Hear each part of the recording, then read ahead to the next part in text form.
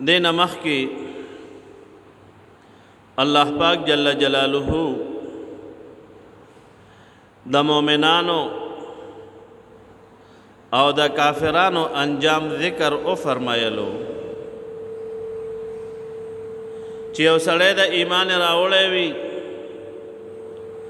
او د ایمان سره سره اعمال صالحه کوي نو الله پاک جل جلاله د هغې دپاره چې کم نعمتونه ذکر او فرمایل یعنی مؤمنان به جنت ته دي او د هغې دپاره به په جنتونو کې نعمتونه دي او کافران به جهنم ته دي او هغې ته به په جهنم کې عذابونه دي لیکن جنت الله پاک جل جلاله بره جوړ کړی ده او جهنم لاندې ده او د جنت والا دا به په عیش او راحت او آرام کې ژوند تیروي حورې به وي غلمان به وي او څه چړه غواړي هغه به وله ورکوي الله پاک جل شانه روایاتو کې راځي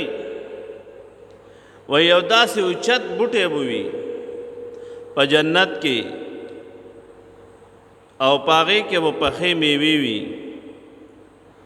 او یو سړی د هغه به د هغې میوو خوړلو اراده په زړه کې وکړي او د هغې هغه څانګې به راټیټې شي او دا به تنه میوه وخوري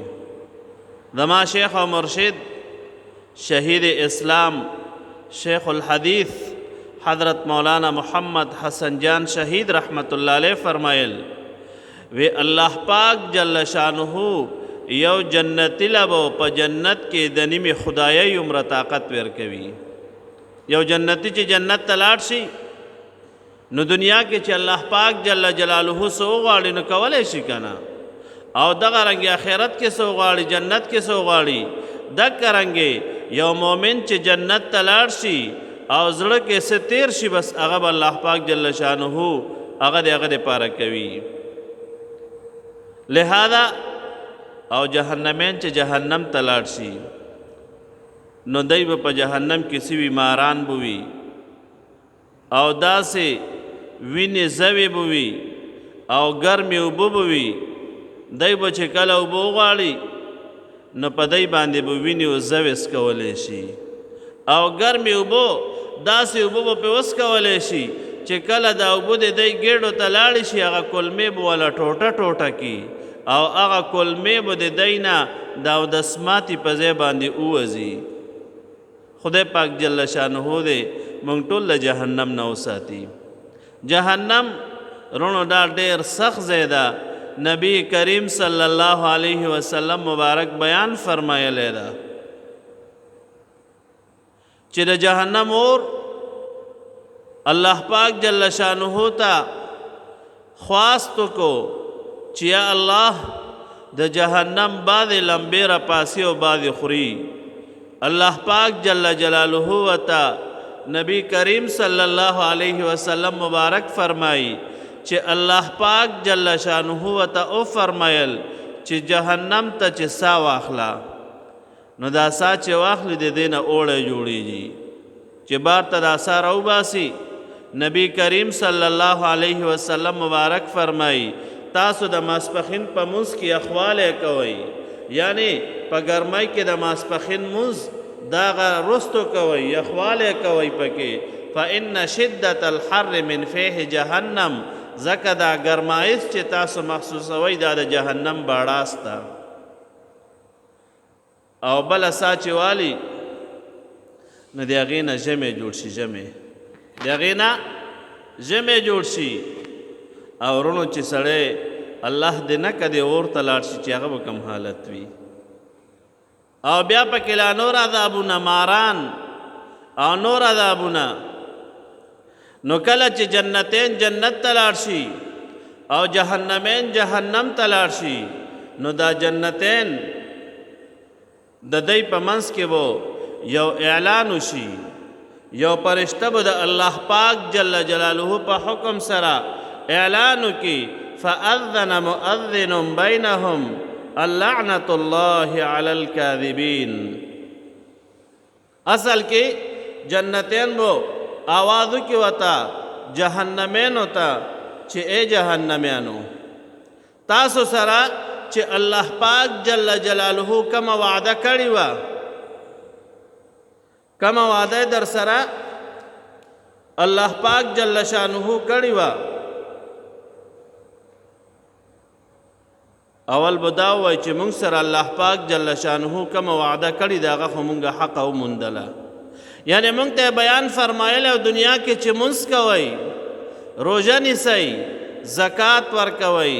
او الله پاک جل شانه فرمایل چې زما تابعدار اوسئ او زما د مهربان پیغمبر صلی الله علیه وسلم تابعدار اوسئ، جنت په درکوم. هغه جنت خو موږ ته ملاو شو. او آیا تاسو سره چې کوم وعده کړی و تاسو رب جل شانه، آیا تاسو حق اومندل کنا؟ یعنی تاسو نافرمانی نه کولی، هغه جهنم ملاو شو کنا؟ هغه وی او دغه ټیم کې به یو فرشته اعلان وکړي چې د الله پاک جل جلاله، هغه د الله پاک جل شانه لعنت دی وي په ظالمانو باندې. او ظالمان څوک دي؟ ظالمان هغه کسان دي الله پاک جل شانه فرمایي الذين يصدون عن سبيل الله، چې دای خلق د الله پاک جل جلاله د لارې نه منې کوي. علماء کرام فرمایي د لارې نه منې کول په دوو طریقو سره دي، یو قولا او بل فعلا. یو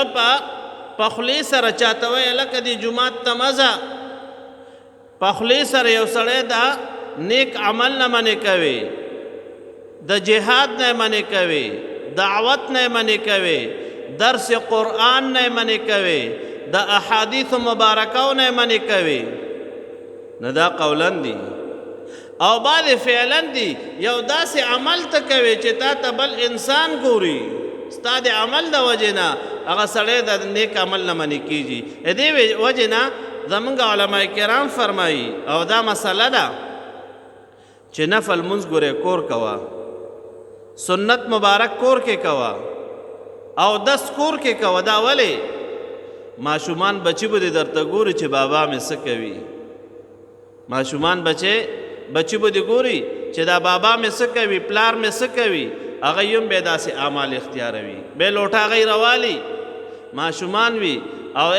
مخلاص پین دی دا او دس کوما، به مصلی روالي په مصلی باندې ماشوم بچي ودرې د منځ کوم. ولې؟ پلار لیدلې وي، بابا لیدلې وي.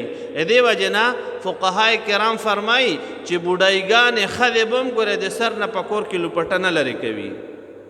بوډایګانې ښځې د ګرمۍ حالت کې اکثر لرې کوي که نه؟ هغوی به هم کور کې لوپټنه لرې کوي. ولې؟ ماشومان یې ورته ګوري، هغوی به یې لوپټنه په سره وي.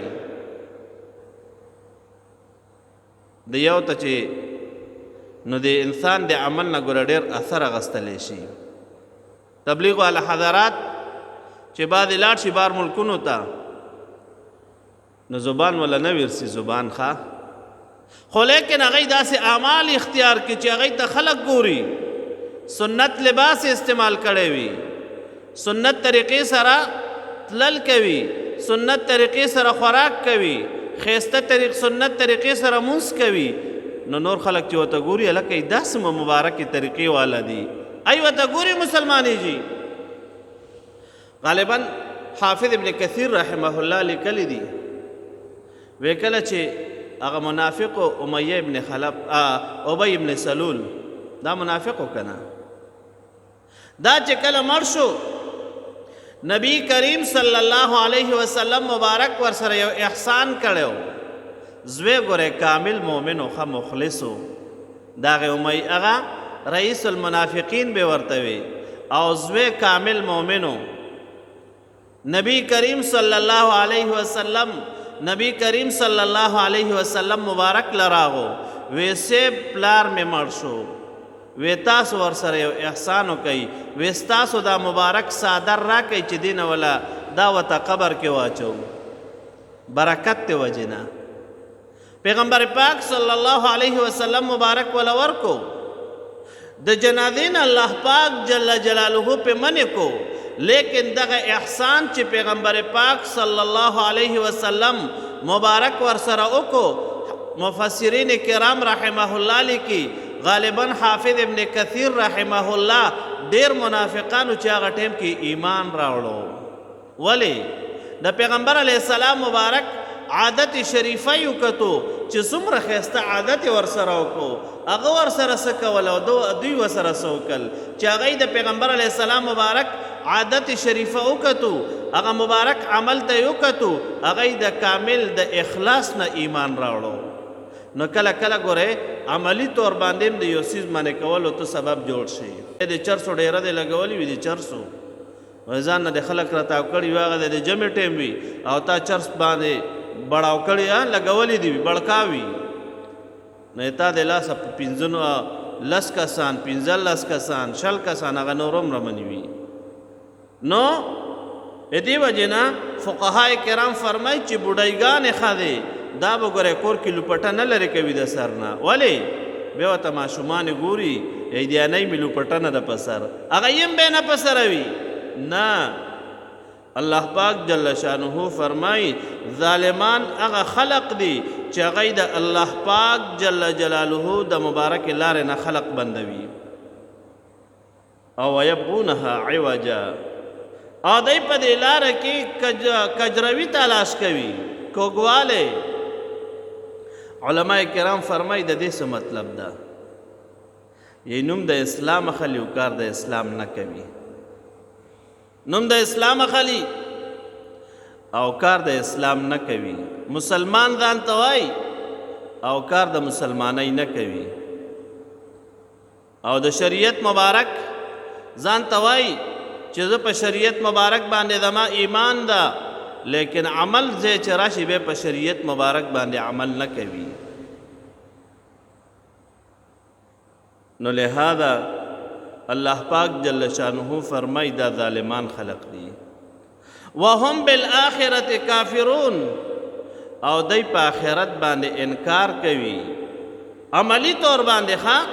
په خولې خو وایي د مسلمان یم قبر منم آخرت منم لیکن عمل داسې کوي چې هغه د منکرینو د آخرت وي هغه د کلمې طیبې مطابق عمل نه کوي او قیامت په خولې باندې خو وایي خو لیکن علماء کرام فرمایي د دې داسې مثال ده لکه یو سړی سکول کې داخل که سکول کې او ټول کار لاړ شي نو کال خو تیر کی ولیکن ټکې زده نه کی سکول نه وایي نو په خولې خو سکول له لاړ ده عملي طور باندې خو لاړ ده خو لیکن هغه سبق نه ده زده کړی او د پارچې ټیم چې راشي بیا په حرف ما باندې نه وي خبر دکه رنګې هغه مسلمان چې ځان ته مسلمان وایي د آخرت منونکی وایي خو لیکن د آخرت دپاره عمل نه کوي د آخرت مطابق عمل نه کوي د قبر د تیاری دپاره عمل نه کوي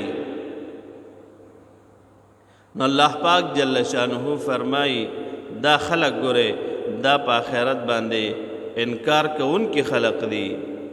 د آخرت نه منکر خلق د دې دپاره الله پاک جل جلاله ګوره به جهنم ذکر کړی ده چې هغه سخت ځای ده رونو قسم ده دا د پخله باندې وایم او تاسو یورئ ښه جهنم دا ډېر سخت ځای ده نبی کریم صلی الله علیه وسلم مبارک د جهنم هغه صفات چې بیان کړي دي چې کم کم صفت والا د جهنم یعنی عذابونه کم کم دي ماران پکې کم کم دي او لړمان پکې کم کم دي او کندې پکې کمی دي او ګرمي او یخني پکې کمه ده هغه په احادیث مبارکو کې راغلي دي خدای پاک جل شانه دې موږ ټول له جهنم نه وساتي